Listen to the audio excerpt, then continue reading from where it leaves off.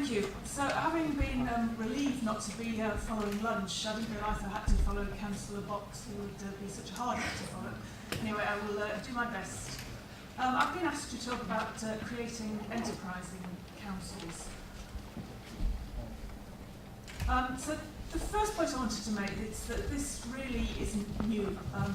Councils, I think, have been enterprising since they began. So, if you think about investment in public health last century in drains, etc. Much of that was done by local authorities. It subsequently nationalised and re-privatised.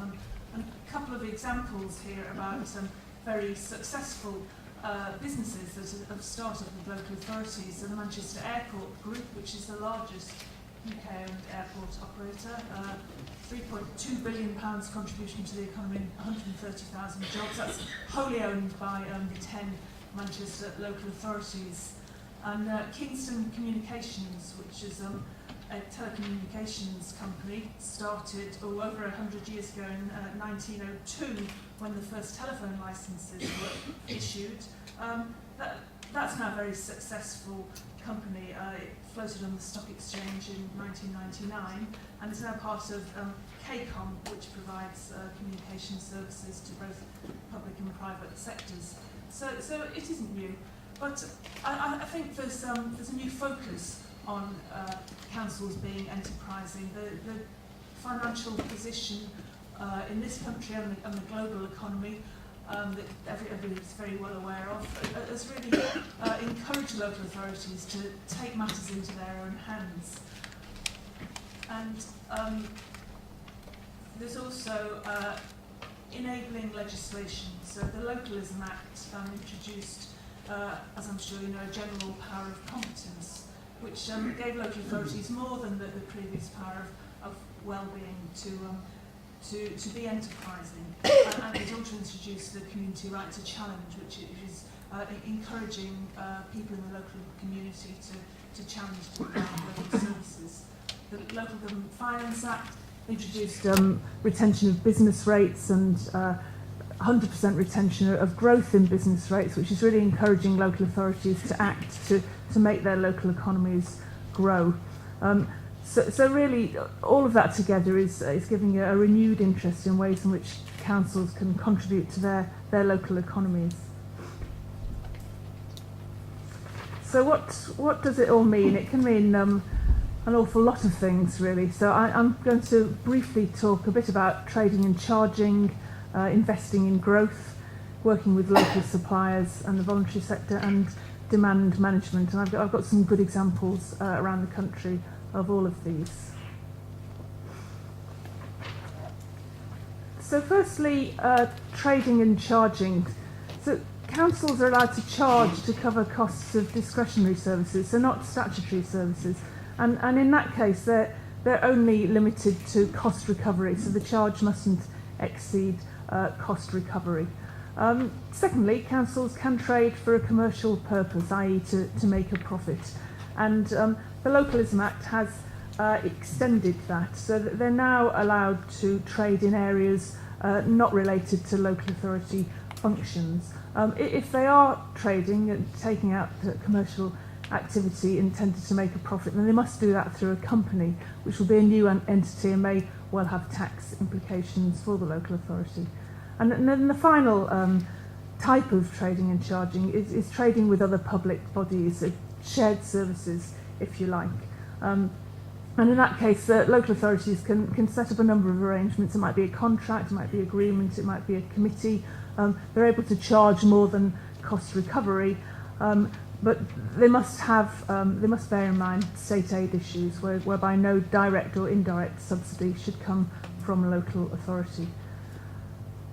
So, an example here of the Norse Group. This is a holding company which is wholly owned by Norfolk County Council, and it consists of three arms: commercial services, which provides facilities management; NPS Group, providing property, architectural, a whole range of property services; and Norse Care Limited, providing residential care homes and housing with care. As you see here, the combined turnover now is in excess of 250 million. They employ over 10,000 staff. And over the next 5 years, they expect to pay back to Norfolk County Council in profit shares between £5 and £6 million. And they currently deliver services to local authorities, the NHS, housing associations, etc. And this is an example of a TECL exemption company. So a TECL exemption is regulations whereby local authority, wholly owned company or other arrangements of local authorities, if they're providing services just to local authorities, they don't have to go through EU procurement.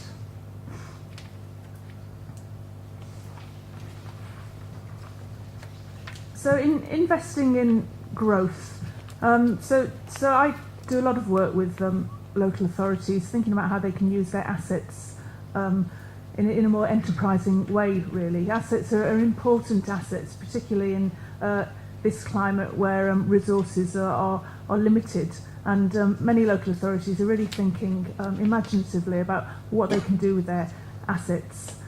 So they're first of all thinking about the advantages of their places and working with the private sector and indeed the lets.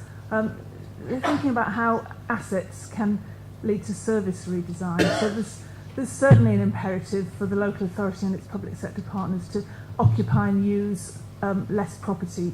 That there is usually a surplus of public sector property in an area. So that's been ongoing work.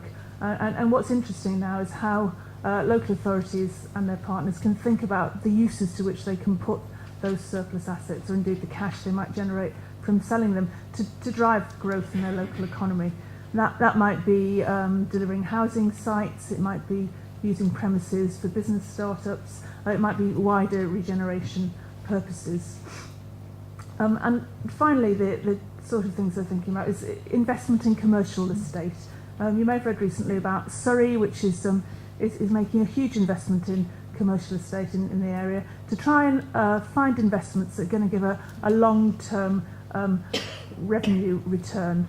And local authorities, lots of them may have some commercial estate, it might not be terribly well performing. We see quite a number of local authorities now thinking about disinvesting from those poor performing assets and thinking about buying better performing assets while the market is at a low point. So an example from a local authority that we've worked with, Sheffield, they're doing all of these things. So they're taking an area review approach. So they're looking around their area at where the public sector property lies on a fairly local basis. And they're looking at that with their public sector partners, so with police and fire and the NHS and the other important partners they work with. And they are looking at the best assets that can deliver those public sector services and how they can perhaps deliver more coherent access to a range of services, and thereby they're freeing up assets which may be available for sale or for those other uses we were talking about. And interestingly, they're beginning to reinvest in other areas. So they have an unfunded capital programme. They're using some of it for that. They're looking at maintenance of buildings. But they've also set up something called the Sheffield Investment Fund, which will be a recyclable, it's difficult to say, fund which will invest in regeneration projects that need a bit of a kick to get them going now, and will subsequently deliver a return which will be fed back into the fund. And then they are also thinking about their commercial estate. So the next area is working with local suppliers and the voluntary sector. And again, enterprising councils they're seeking out innovation. So they're thinking about new and different ways of doing things, whether that be by examining business processes or thinking about different suppliers that can take a fresh view at the services they're delivering. They're making sure that procurement doesn't rule out small and medium-sized enterprises or indeed stifle innovation. And they're encouraging a mixed economy of suppliers, using those localism act powers where they might be thinking about their own trading capacities or indeed encouraging community right to challenge. And just a few issues on procurement. At the moment, it's even more important to work hard to get the maximum benefit from every pound that the public sector spends. And the public sector, local authorities, they spend a lot of money in a year. So that's £58 billion revenue and £17 billion capital in a year. And so it's important to get the most local growth that they can out of that spending. And I think there's a number of myths that exist about European procurement rules. So, firstly, the idea that packages can't be subdivided to make them more attractive to small businesses. That's not the case, and that can be done. Similarly, social clauses relevant to the item that's being purchased, that can also be done according to European procurement rules. And finally, social contract award criteria can be used. So that might be things like local jobs. So sometimes people think that those things aren't allowed, that they are indeed allowed through European procurement rules. Here's an example of working with the voluntary sector. Bulky Bobs, I don't know if you've heard of them, they deliver currently a partnership with Liverpool City Council, collecting bulky items, often furniture. They reuse and recycle furniture. They deliver good quality furniture to low-income people, and they also train long-term unemployed people. So that delivers a lot of objectives that Liverpool were interested in. And this company started out as a charity in 1988, thinking about trying to provide low-cost furniture for low-income people. And it developed as a social business in the 90s. But it was really this partnership with Liverpool City Council that enabled it to grow, to provide the services that it does now. And it's now a business that delivers services to other councils, Oldham, Warrington and Halton.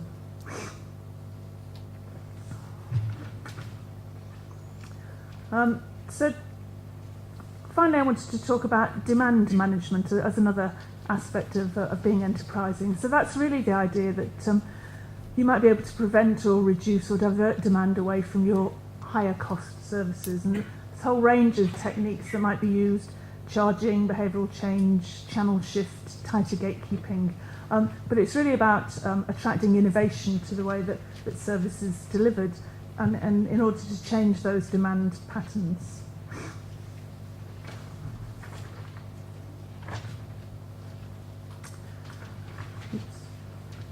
So some examples here from Buckinghamshire County Council, and they've got a cross-council programme looking at demand management in a whole range of areas.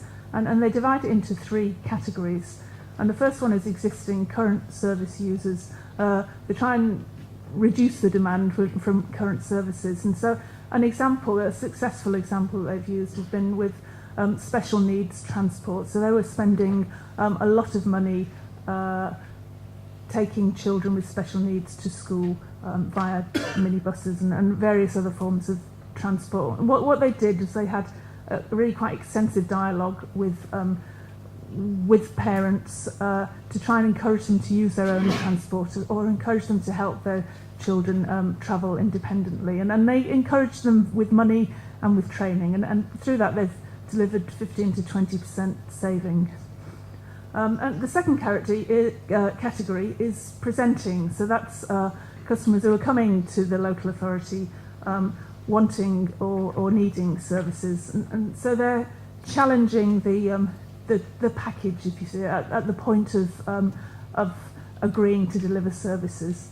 An example here has been in channel shift. They changed booking for adult learning courses to online, and that delivered a 92% reduction in transaction costs, as well as a much, much higher user satisfaction rate.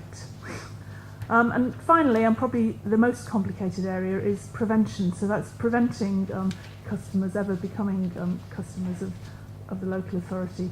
So intervening really for potential future users.